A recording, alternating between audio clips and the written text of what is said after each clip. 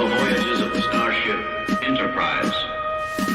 Its 5-year mission to explore strange new worlds, to seek out new life and new civilization, to boldly go where no man has gone before.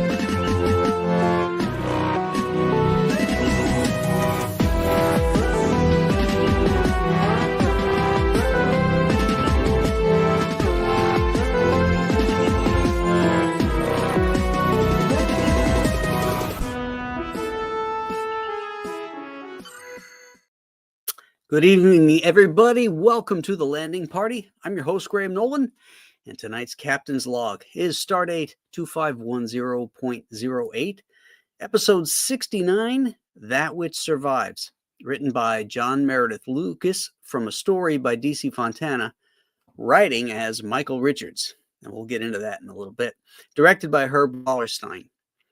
Fontana was coming into the third season of Star Trek with 3 outlines already approved.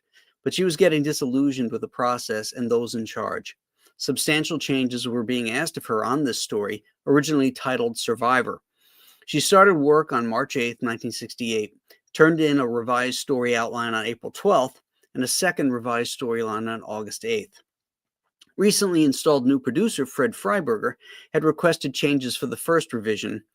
When that came back, he had more for the second. Fontana was losing her interest in this script and in Star Trek in general due to the new showrunner, Freiberger. She wanted out. According to Freiberger, they were waiting on the final revisions and found out that Fontana was nowhere to be found. They finally reached her agent and discovered she'd jetted off to Hawaii. Fontana denied this, saying she had asked to be let out of her contract. Robert Justman defended her, saying she was always on deadline. It's a classic case of he said, she said, but the reality was that Fontana wanted nothing more to do with Freiberg's Star Trek, and that included using her name. For her story credit here, and for the upcoming The Way to Eden, she chose the name Michael Richards, a combination of the first names of her 2 brothers. The beautiful Lee Merriweather was chosen to play the computer-generated image of Losira, no stranger to TV at this point, having been in The Young Marrieds, Time Tunnel, and having played Catwoman in the 1966 Batman feature film. Casting director D'Agostà wanted Merriweather because of her beauty and the grace she could bring to the role. The Sulu role was originally written for Chekhov, but Walter Koenig was on the East Coast in a play and as such was unavailable. His character does get mentioned in a humorous way, though.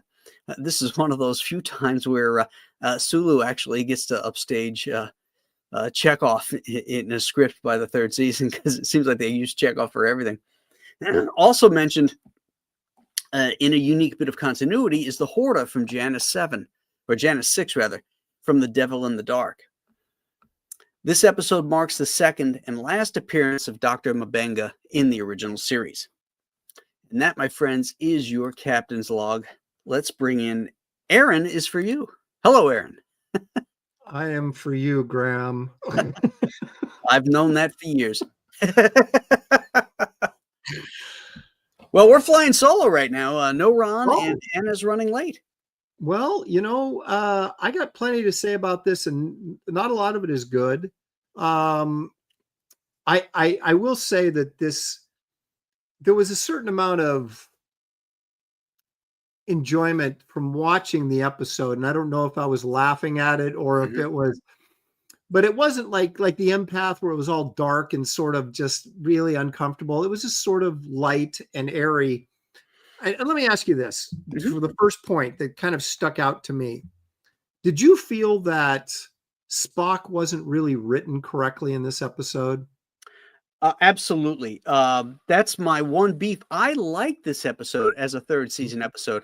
I like the fact that Kirk and crew really feel like they're stranded. I mean, the Enterprise has been destroyed, and Kirk is, he's trying to keep a positive face on things, and do what we can to survive, even though they can't find any water, and blah blah blah. Spock, on the other hand, is petulant, and he's always correcting people over the minutest bullshit. Right. The Enterprise has just been beamed across light years and is shook up, and everybody. And Uhura says, "Are you okay?" And he says, "Yes." And she says, "What happened?" He says, "Well, the occipital lobe of my brain seems to have struck the arm of." You got this huge thing going on, and you're talking about that, and Scotty saying he's going to sit on and nurse the engines, and he says that will be undignified, and it's like, what is this, Mad Magazine version of Spock? I know. DC. I didn't know DC Fontana wrote the episode until you did your captain's log. Yeah, and I'm like, certainly she would have known better than that. So that had to have been doctored by somebody else. Like, well, she only wrote the story outline. Jump in and do that. She only wrote the story outline. Okay. Yeah, John Meredith Lucas wrote the script. Because I'm not kidding. When I watched this episode, I thought, is this another college student they hired to write this? Because I liked the fact that the Enterprise was in serious danger. I love that part. But it was like Spock's like little quips and stuff were so not on character. And I was like, it took me out very often during those scenes. That is what puts us on the seesaw towards the bad side. But there's a lot of good stuff in it too, I think. What do you think, Ron? Well, walking into this conversation, it sounds like you're talking about what I was thinking. The very beginning, Kirk beats up Sulu a little bit down on the planet's surface, and then Spock is just shitting on Scott. Everything is a sarcastic remark. Yeah. And I definitely picked up on that too. Oddly so, like in the very beginning, again with Sulu, like he was talking about an asteroid hitting Earth or something, and then Kirk is like, that's not what we're here for. Just we don't need a history lesson. We need to. If I needed a Russian history lesson, I'd have brought Mr. Chekhov. I like that line. Yeah, I like that line. That was funny. It's interesting. Sulu's all of his first 3 lines, he gets stepped on by either McCoy or Kirk cutting him off. Yeah. When you said that was originally the role was intended for Chekhov, I could see them doing that to Chekhov because he's this young guy and they're always trying to, but it didn't work with Sulu. I thought, man, he's really being an a-hole to Sulu in this episode. Even McCoy did at one point. Towards a little bit towards the end, he was. When he says a terrible way to die, and that was Kirk. That was Kirk who said there's no good way. There's something. No, McCoy said we're going back and forth, and McCoy said something that was kind of snide too. Yeah, he did. He got cut off. His first 3 lines, Sulu got cut off twice by Shatner and once by McCoy, and I was just like, wow, poor Sulu. He finally gets like some lines, and they're stepping all over him. Hey, at this point, he's lucky to get any lines. Yeah, that's true. That's true. Doggone it. But Spock being such a overly logical, sarcastic prick seemed a little bit much this time. Yeah. It was like, well, why are you being such a dick? The only thing I was thinking is they've been on that ship together a long time. Well, Spock needs R&R then, because he's correcting some, the woman says, we're going to be like, 12 light years, 11.97 light years to be exact. I like to be, just shut up. And then, even if he did that once, but he did it like multiple times to her, it's like, or when Scotty says something to him about how much time they have, and he goes, well, then I suggest you get to it, Mr. Scotty. Like the way he says it is so like demeaning. Yeah. I'm like, yeah. Well, how about when Scotty says, Mrs. Spock, I'll sit on and nursemaid the engines or something like that, and he goes to walk away, and then Spock, goes like this, puts his finger up, he goes, wait a minute, that would be undignified, and yes, come on. I mean, it's not, even Spock wouldn't say that because he's not trying to have a sense of humor. You mean he really isn't smart enough to discern at this point, hanging around humans, that right, just using a euphemism or These last It few was- episodes, they've really they've either bored Leonard Nimoy or they've the scripts have just been, really poorly written for Spock's character. Yeah, and I mean, this for along, he just, he would not have. They're just, it was like there's someone, whoever wrote this or polished this up was writing this trying to get laughs. Yeah. And it's like, that's not the time to do it, and that's not with the right way to do it. Yeah. Yeah, I totally get maybe having, trying to spice up the dialogue a little bit, considering what the story is or something to make it interesting in those moments. But beating each other up isn't the way to do it. It wasn't to do it. I thought Scotty did have that good line when he was in the tube, and he Bloom was counting him down. He goes, I don't need I think Anthony Mark brought that up in the chat right there. He says, I don't need a blooming cuckoo clock under his breath, I know what time it is. I don't need you. I liked when they first go to beam down and Bones shows up late and he goes, what's going on? And Kirk goes, a planet that even Spock can't explain. Yeah. That's it. A planet even Spock can't explain. And then I like that. I thought that was good. I've always liked this episode, Spock aside, because I liked the dynamics and what was going on the planet. And of course, the beautiful Lee Merriweather is great in this. Mm-hmm. When she shows up on the Enterprise and she's talking to that engineer and what is this? And he tells her and he goes, no, that isn't correct. It's like, that was kind of really cool that, she knew. And, then of course, I like that how he lied about it on purpose. Right. I thought that was a clever moment. As a military ship, that he wouldn't just divulge secrets to some complete stranger standing there who's clearly an alien, which you'd be like, all the alarm bells would go off immediately. I mean, you wouldn't just stand there having a conversation with her. And I would think he would have known already that he heard about the other crew member. Well, no, because nobody on the ship knew that it was a woman at that point. Yeah, this is the first time people on the ship saw her. Yeah. And then Spock made the conclusion that this is the same person that killed the. She sure is. She sure is easy on that. I will say I like this episode myself. There's something that starts out that feels very Hammer filmish about it, because she's like a vampire, sucking their, blasting apart their cells, and then the way she disappears, I just thought was the coolest effect. I enjoyed watching this episode, but I did have a problem with Spock. I found that really annoying. And then I also felt like the conclusion, like I love the suspense. We don't know what's going on. We don't know really what's happening. And you got the two different stories going on the Enterprise and then down on the planet. But then it was a fairly complex ending that got wrapped up in about a minute and a half with the projection of her kind of explaining the whole thing. Even my mom turned to me afterward and she goes, I don't get it. What's going on here? And so I had to explain to her what, the whole had happened. It seriously is a tragic tale, It is. Yeah. She's so beautiful. And even in her acting, right when she says, but now that's not going to happen, when she knows that it's going to be too late. Just the way she delivered that emotion in that moment, I thought was great.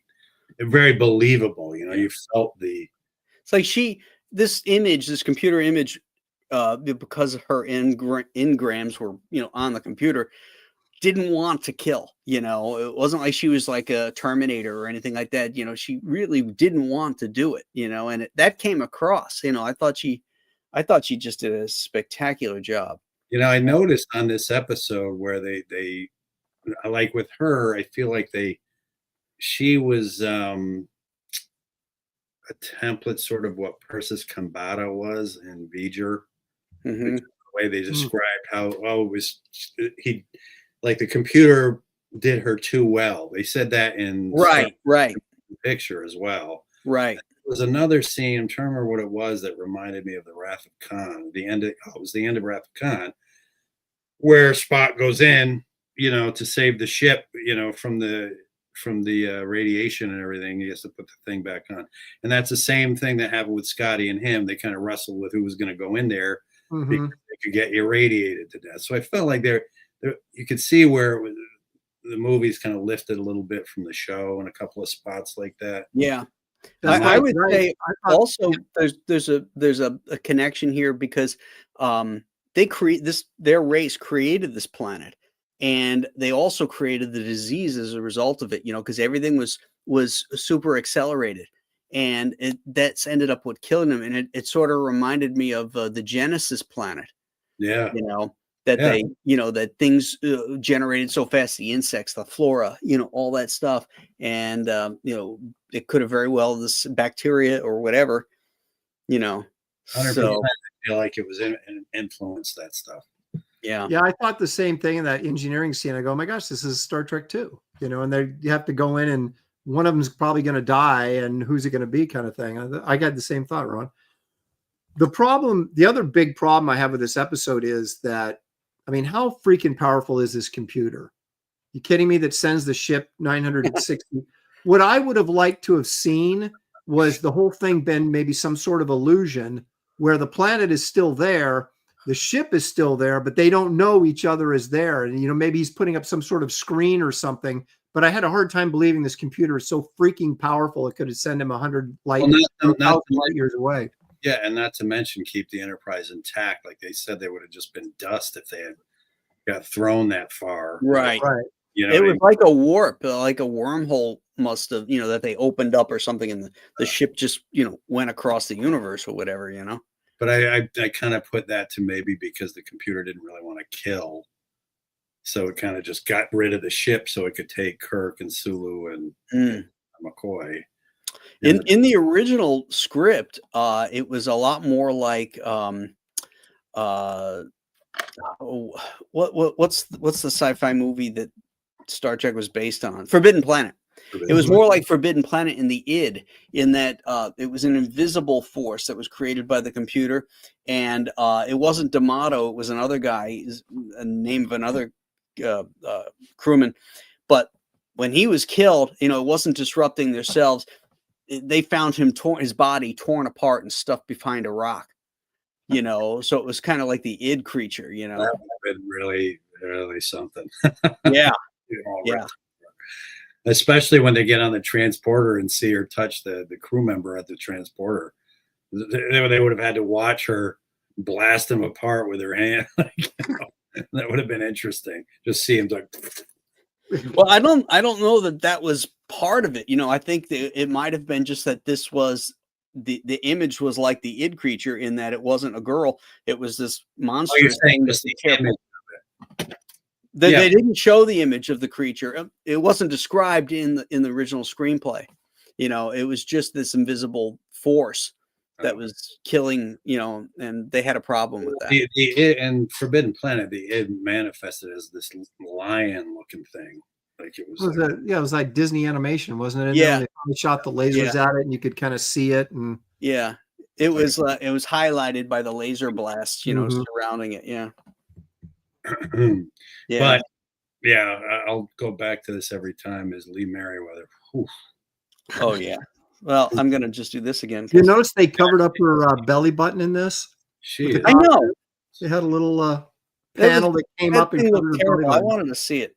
In my opinion, she's the perfect woman. Like perfect. Look at that. Look at those eyes. Her figure. She's just so intelligent looking and smart looking and beautiful and strong and it's everything, like she's just and even when she's delivering the lines, there's just something about her presence with Shatner and all of them.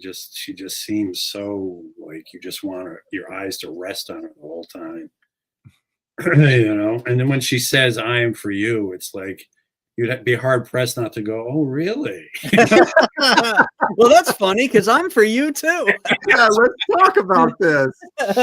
I'd walk over to her like this. I'm gonna just take her hand.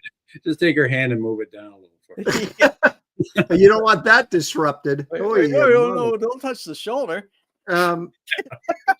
Blast all my cells all you want. You guys bring up a good point, because my first reaction when I was watching this was when D'Amato, sees her on the planet. The first thing normally you do is go, "Hey, you guys," or somebody, you yell, but he's like so enamored with her looks, her appearance, that he kind of loses his He's focus. totally charmed by her. Yeah. Yeah. I just want to point out that the belly button was not covered up in Mirror Mirror on either the Captain's Woman or on Uhura. Nichelle Nichols. Mm-hmm. Well, And that was 1967. They did it for Jeannie in I Dream of Jeannie.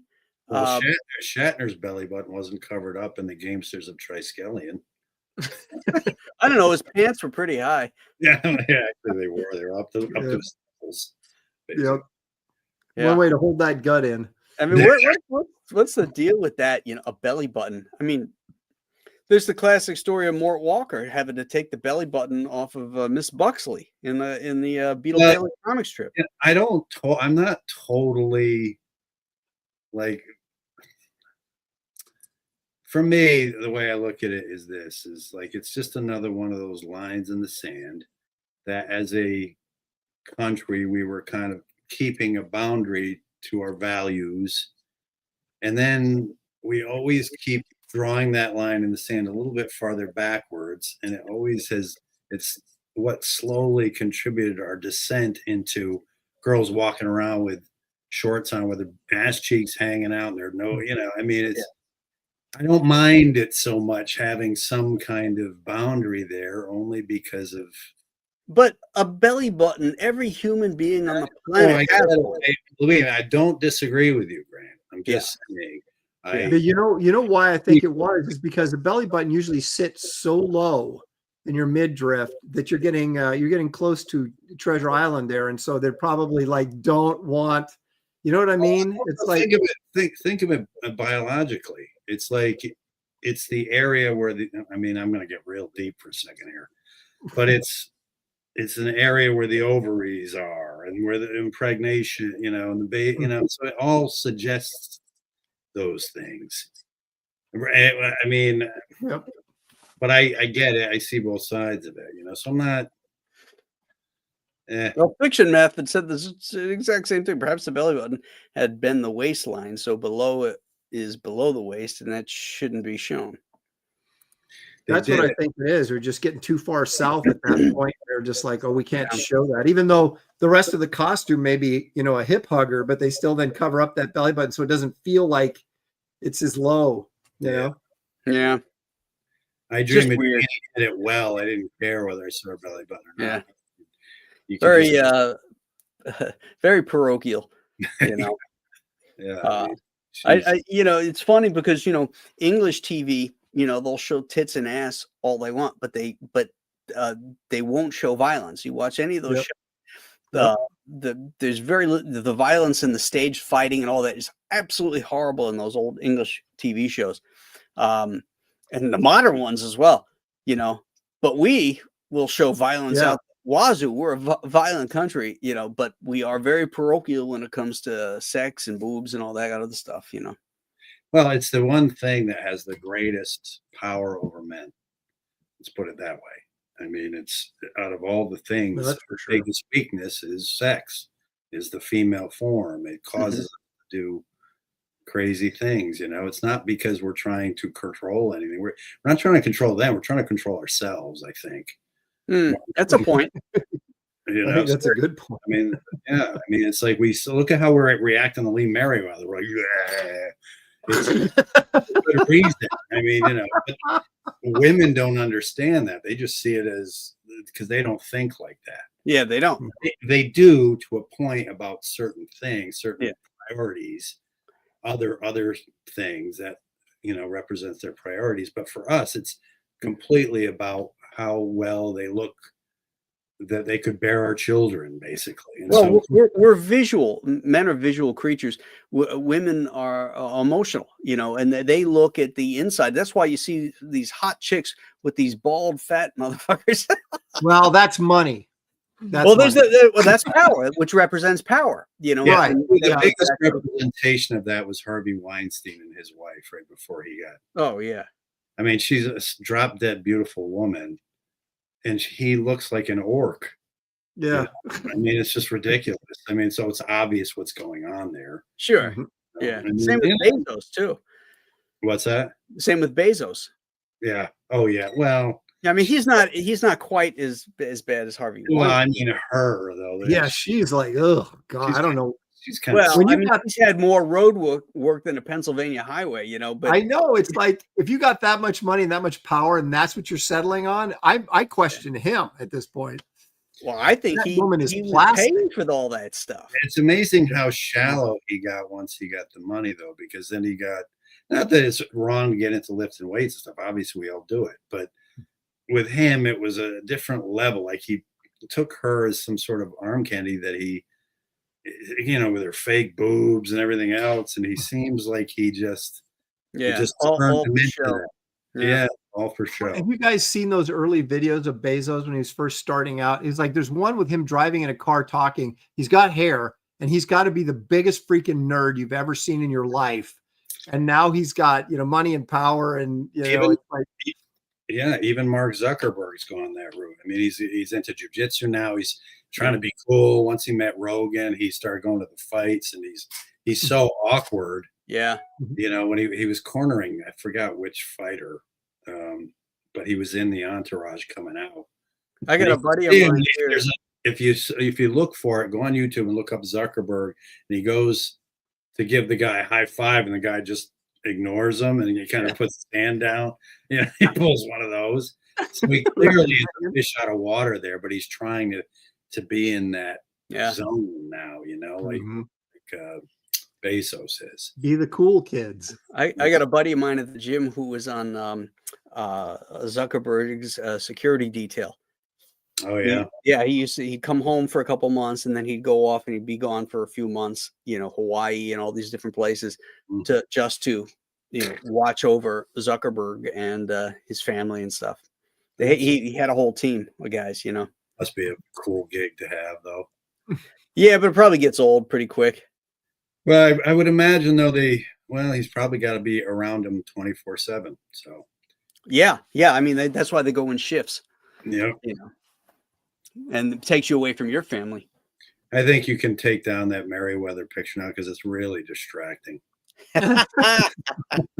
Well, I just figured the chat would rather look at her than us. So true. Very be said for that. Speak for yourself there. That's right. Can't get enough. Hey, I'll leave this up if you want to drop off some super chats. We'll just keep that up. Super chat from Lee Merriweather. I saw her at San Diego Comic-Con, and at the time she was in her 80s, and she was sitting there. She was by herself, and very nicely dressed and everything. As she's sitting there, you're looking at her, just like looking at her phone or whatever, and she looked, probably 80, 85, 86 years old. But when she looked up and smiled, man, the years just washed away. She just, she looked like she was 50. Yeah, she was a rare one. She's one of the ones I've said this to other friends. A true nerd would destroy Tolkien like that. Even if she was 80, would you? And you were single. Thanks, Russell. Say it again. I said, if you were single and she was 80, would you still, just to say you did? Is it any 80-year-old or is it Lee Merriweather? Okay, all right. Has to be her. Yeah, all right. Jennifer O'Neill aged really, really well too. Yeah, I do remember her. She's a horrible actress. Well, Jane Fonda with Robert Redford, one of the last appearances he had on television. I just saw it the other day on a clip. And I'm trying to think what show it was, but they're doing an interview, and he told the interviewer beforehand, do not bring up this love scene in this movie I'm doing with Jane, because she's all over him, like in real life. She's like trying to get with him and stuff. And he says she makes him so uncomfortable. And it shows him sitting there, and he's just, and it was Jane Fonda. And there would have been a time with Jane Fonda in the Barbarella days where you wouldn't even blank. You'd be like, okay, Oh yeah, barefoot in the park days. oh my god. Yeah. But now But then she opens her mouth. she opens her mouth now. She's such a, don't get me started on her. Yeah, don't. Yeah, don't but the thing is, think of it this way though. Robert Redford was way more appealing as a male, you know, A to women representation of than that she person. was to guys. You know what I mean? So it's like he was Yeah. probably taking a step down for Jane Fonda. I mean, Robert Redford was like the dude, right? Everybody go, yeah, that guy's good looking, but he's no Robert Redford. Nobody He said was- that about Jane Fonda. He was also deep. He had depth in the right way. You know, he just looked Mm-hmm. very philosophically. Like, I don't know if you ever watched A River Runs Through It, which it's a great movie, and he narrates the whole thing, and you can tell that's what's in his soul, or even Horse Whisperer. Mhm. I mean, he's just a very deep guy who really made thoughtful movies, you know. And I don't think he involved himself in politics too much, but he was a real auteur, and you know, he started Sundance Film Festival. I just think he was a true artist. Mhm. And I remember him as far back as Twilight Zone when he played Death. Yeah. Walked into, you know, the old woman, he comforted her. You know, I think that's who he really was. But you know, Jane Fonda, on the other hand, she's dead. You know who's turning into her is Nicole Kidman. She's becoming the modern version of her. Do you mean for her politics or her looks? Looks wise. Ah, She's cutting herself all up, and she's, you know. Ugh. I don't understand that. I mean, she Yeah. looks so skinny too. You know, it's like, Mm. you know, instead of just, you know, taking Ozempic, you know, she's already like an ectomorph anyway. You know, lift some weights to change your shape. You know, don't just diet your muscle off. Yeah, it always amazes me that somehow these women think they look better after plastic surgery, and they never do. You know, that they get that fish mouth, right? They keep pulling this back, and the mouth keeps getting wider and wider. And you're like, who is telling you this looks good? It brings us back to Lee Merriweather again, because again, somebody, or like a Lauren Bacall or somebody like that, Yeah. who knew how to age gracefully and didn't make excuses for it and didn't apologize for it, and it kept her beautiful. Sophia Loren. Sophia Loren.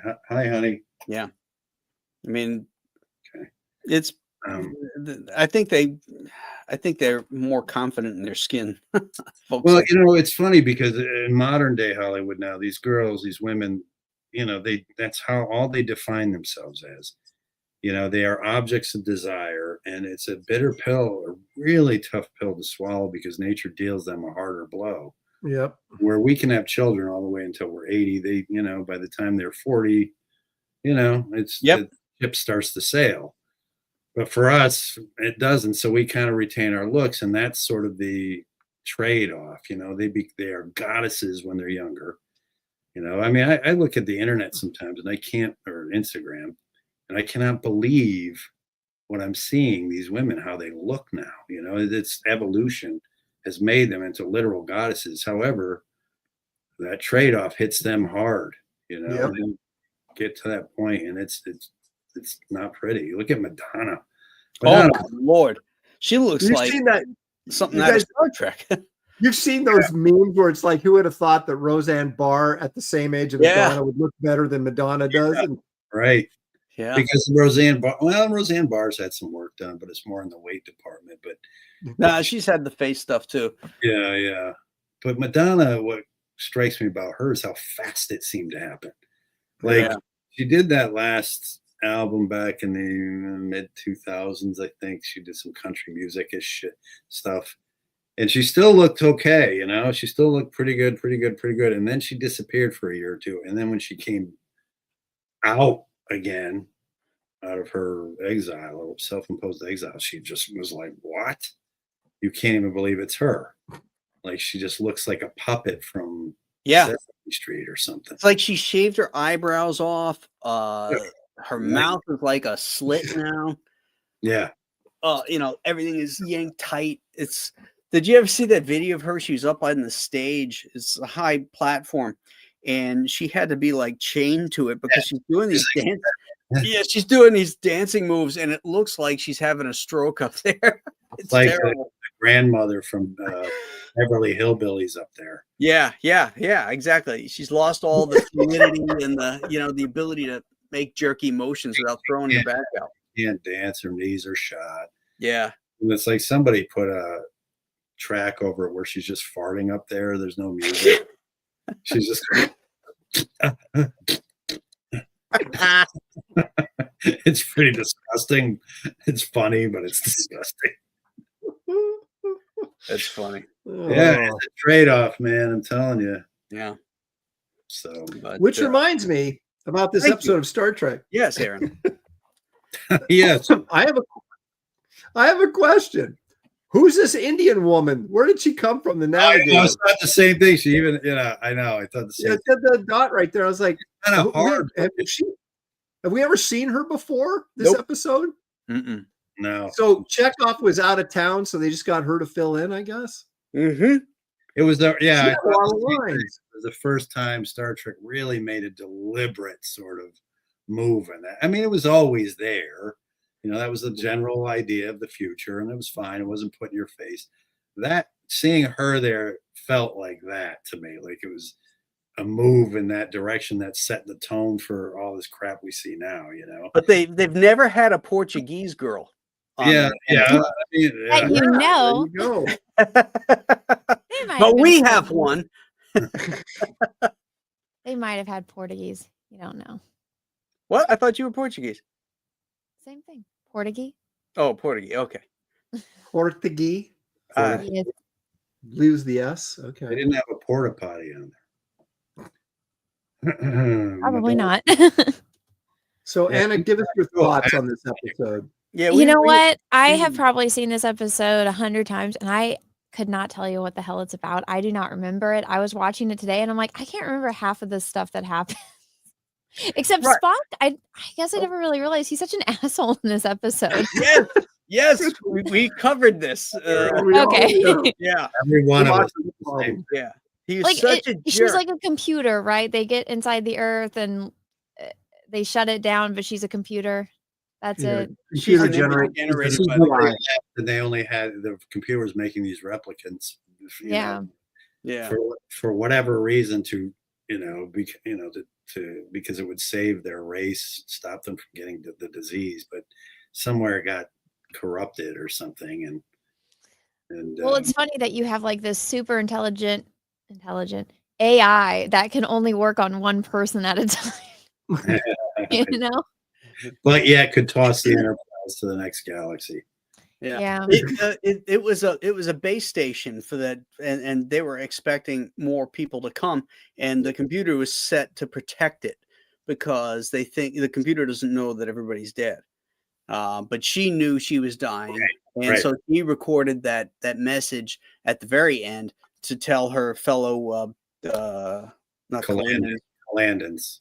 No, those. No, that's what she said. My fellow Calandans. Was it? Okay. I thought those were the guys from the one with the little square blocks. No, that was the name of her race. She was saying my fellow Calandans. All right.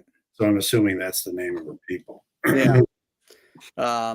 So that was sort of bittersweet that she was the last one that had to leave that message saying that, It's too late.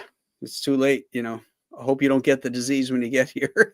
Spock said that the ships they already spread it on the ships and they all died out before they could get there. Right. Yes. So Hmm.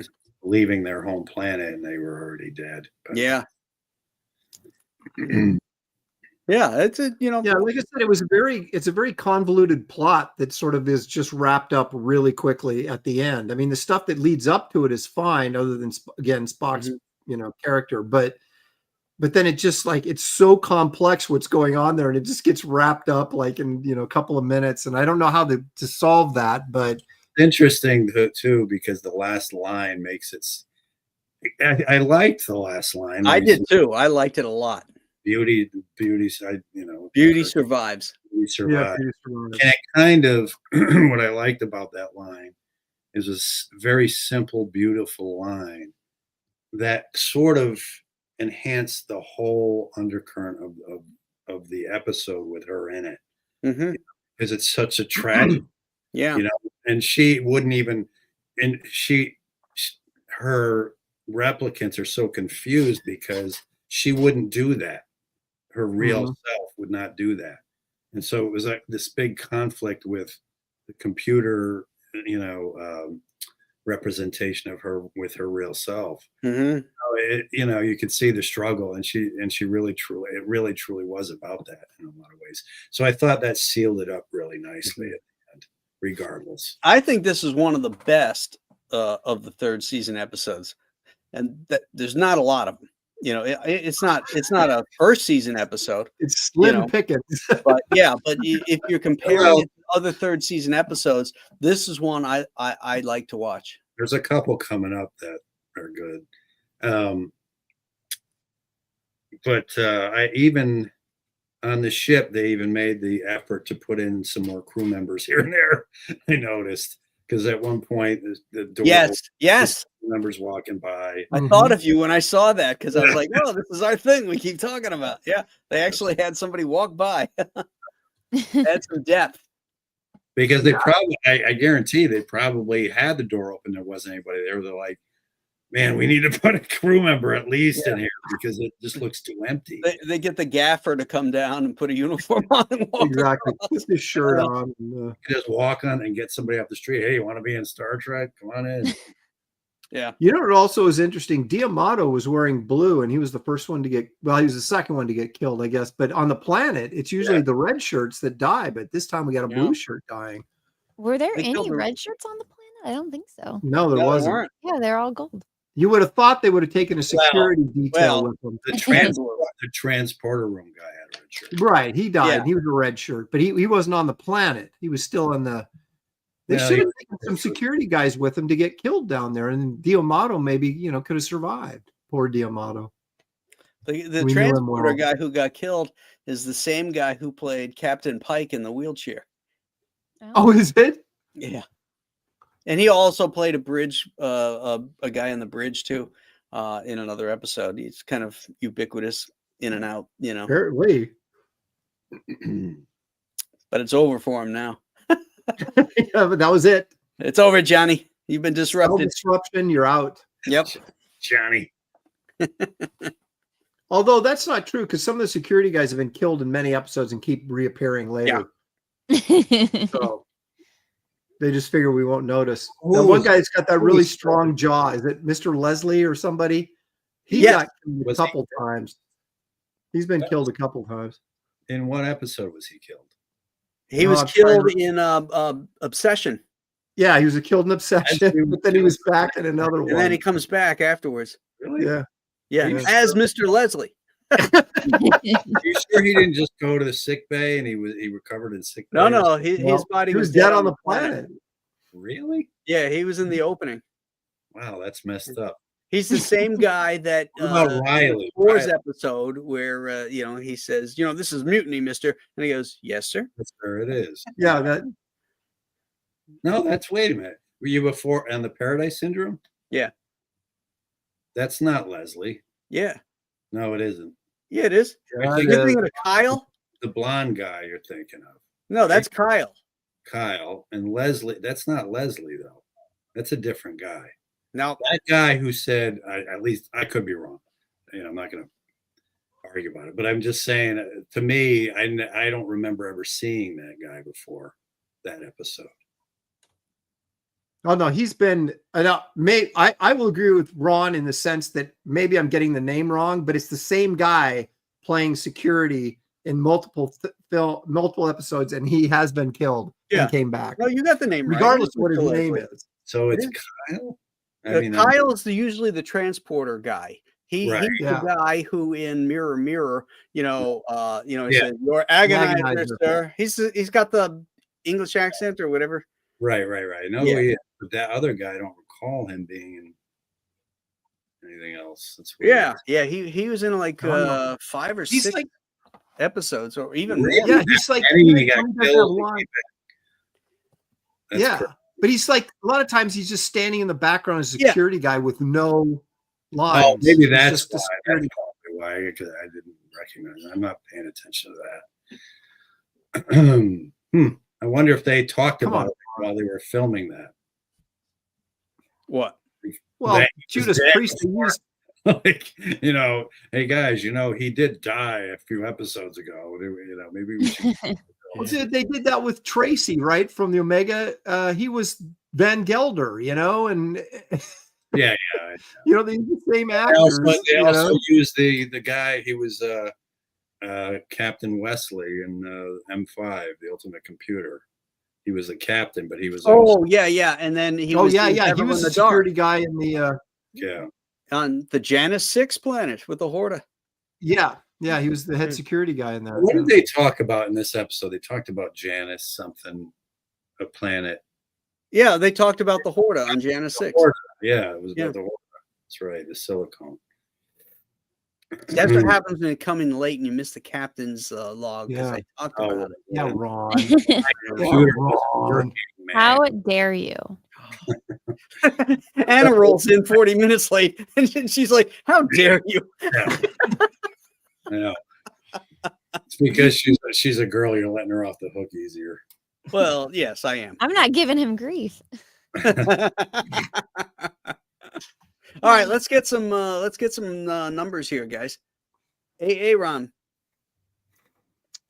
Hey, Ron. Come on. I like this episode, but it's got a lot of problems that bugged me. So I'm kind of trying to weigh. I'm going to go. I'm kind of torn between a 5.5 and a 6, and I don't know. 6 seems too high, but 5.5 seems too low. I'll go 6. Whatever. I'll go 6. 6. Ron?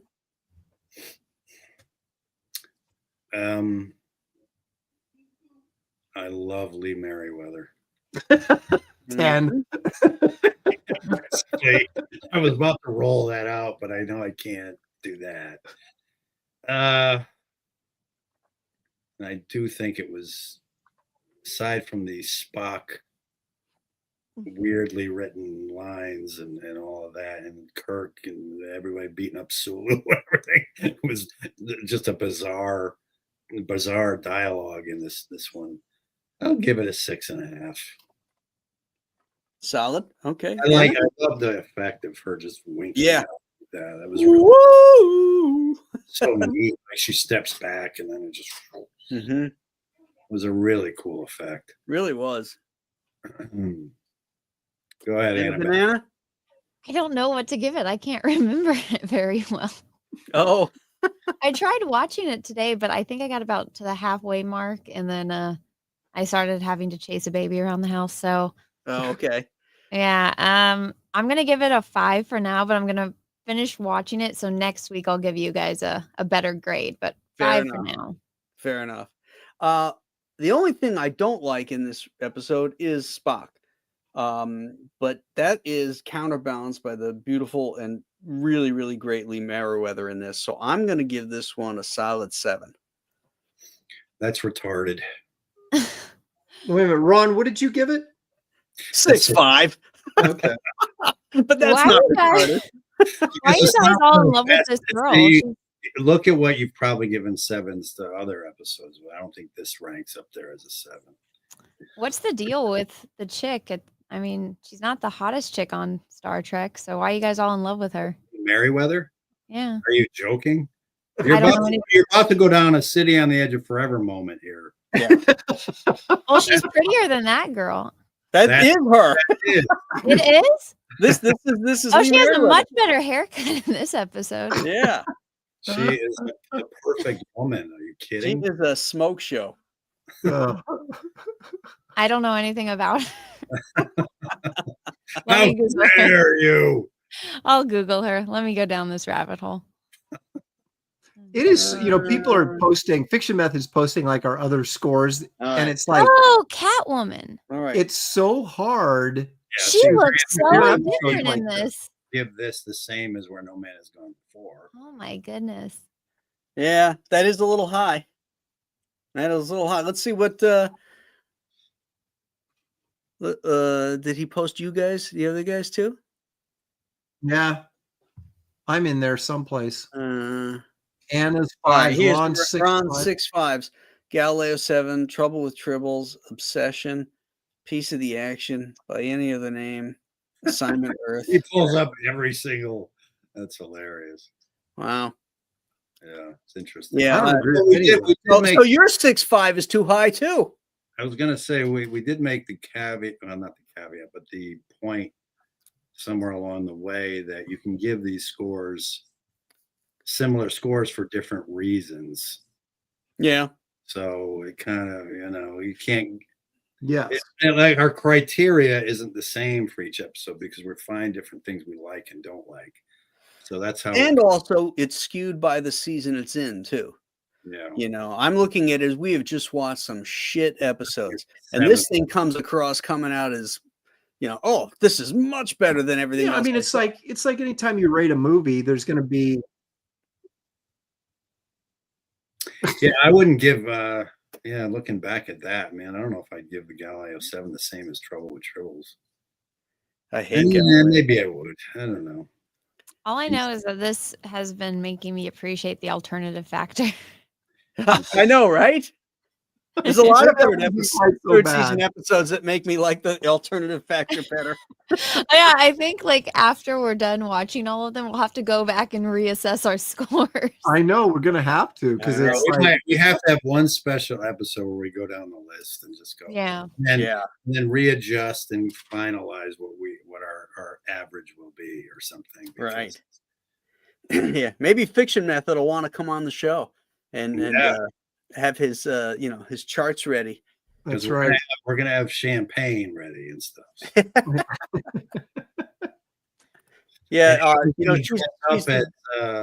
she's some- Catwoman from the movie, Anna. Not. I know. Yeah. Oh, okay. She still looks different.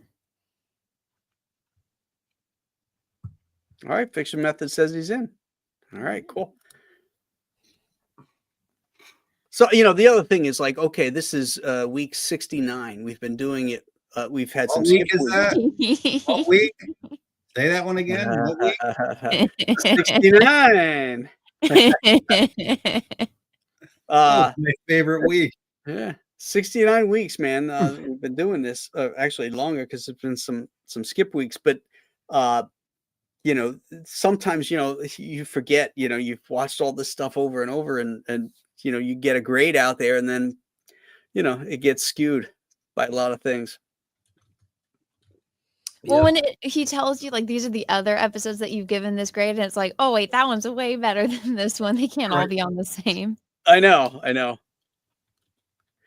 So it is going to be helpful to look at a complete chart of everything you graded and how you graded it. Yeah, I think the things I gave a 10 to, I wouldn't change. Those are the easiest grades actually. What did you give 10 to? The Corbomite maneuver. And I know I gave one to. I think I might have given Spectre of the Gun one, but I also gave it to Balance of Power. The one with Balance of Power. Yeah. Yeah, I know I gave those 3 10s. It's the Doomsday Machine. I gave it 10. I was thinking about the first pilot, the Menagerie, and the first pilot and everything, and how Spock looked and his eyebrows were bushier, and how 9, and their outfits were different, and the communicators were the big chunky tin-looking things, and how much it changed by the time we get to this. I was thinking of that watching this, and how it just completely went down this, how it evolved into this whole other thing. Like complete other show in a way, from that initial vision of it. Kind of the way Lost in Space did, but not campy like that. But it did. I think Star Trek certainly had its moments. It was just ridiculous. But we got a couple of them coming up too. Yeah, I know it. And one really good one though, actually. Which one? Tomorrow, yesterday. Oh yes, the one with the Mr. The librarian thing. 8 is that is a good one. That is a real one of my favorite ones. I just found on Tubi Gene Roddenberry's 1972-73 pilot movie that has Marriott Hartley in it. Can't remember the title of it. It's kind of a Buck Rogers type thing where this scientist gets in suspended animation. He wakes up 125 years later, and Ted Cassidy's in it. Percy Rodriguez is in it. Other Star Trek people, and Marriott Hartley. It's the one where she's got Planet Earth. That's it, Lynn. Yeah, Planet Earth. And Marriott Hartley's got 2 belly buttons in this one. They had to make up for it because they couldn't show up for so long. Oh yeah. Yeah. Yeah, she's amazing, man. That episode, and we'll talk about it when it comes up, but I think it's like reading a wonderful science fiction novel, and it's got so much heart in it. I just think it's great. So. All right, gang. Next week is Let This Be Your Last Battlefield. Oh. Yeah. You mean the real subtle episode about racism? Yes, and jogging techniques. Yeah. Frank Gorshin. Guess what? I like this next episode. You like what? You like this episode? Yeah. It's iconic. What is that? It's only iconic because the media says it's iconic. I liked it since I was a kid. What's iconic about it? Because it's funny. Because it's what? Because it's hilarious. Well, it is hilarious in that, but it's not intentionally hilarious. Like your hand, because it's funny. You gleaming. Listen, when I would watch this with my dad, he would just crack up the whole time. It is an unintentional comedy, and I like it. Well, see, that could be a different different parameters for grading an episode. I'm black on the left side. What's the one after that? Let me see.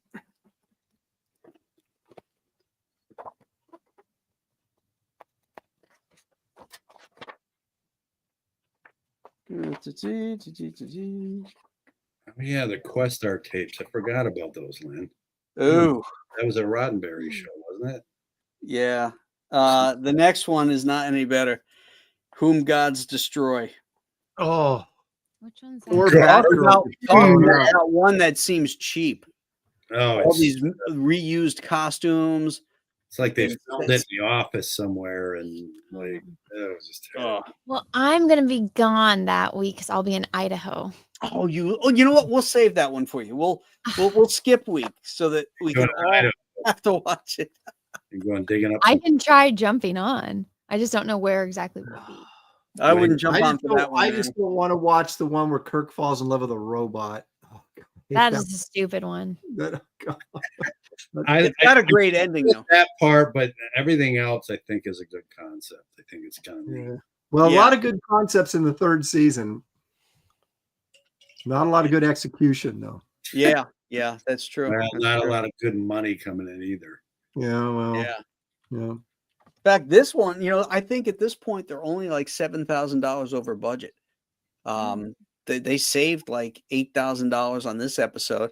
When you got out of the first season, I think they were like $40,000 over. I was in the looking red. at all the rocks and everything, and how they tried to make the vegetation, like he's talking about the vegetation, and how the purple flowers, they kind of look like those catmint things, but. And then looked like they had little LED lights on the rocks because they were little sparkling colored lights on everything. Yeah. It didn't take a whole lot to create that styrofoam stuff. Yeah. They had to build the platform that with the earthquake. Yeah. That was new. I watched the remastered version of this one, and I will say it's cool. The Enterprise and everything looks better, and the planet looked better. Oh yeah, I'm always watching those because I have them on Blu-ray. I like watching both. I like this. Yeah, that's what I got. There's something about the murkiness of the originals though that works for it. I don't know what this looks like space to me. Like it would be murky like that. Not crystal clear with where you can see galaxies and quasars and things. I just think it would be murky out there. I don't know. Those pictures coming back from Yeah, true. from Mars are pretty damn pretty. There's no pollution. Diffusion. Stuff looks And crazy. the James Webb thing. Yeah, that Webb telescope. If you look at stuff from the Hubble early years and then to now, it's like you're seeing all kinds of different things that you couldn't see before. It's like an analog TV versus an. This comet thing they keep trying to make a thing out of, the M26 or something, where it's M5. some comet and they're saying it's not behaving like a normal. I swear, I think it's bullshit.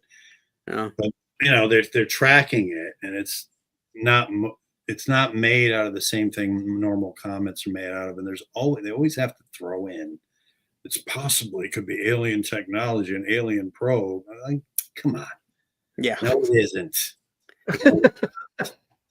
Unless you see it turn around and go the other way. Exactly. Yeah. Thank you very much. Yeah. Unless you see it go up and then come back and then yeah. Yeah. We can talk about it being and at least one laser blast. Yeah. Like acid. Yeah, exactly. Yeah. Shoot something.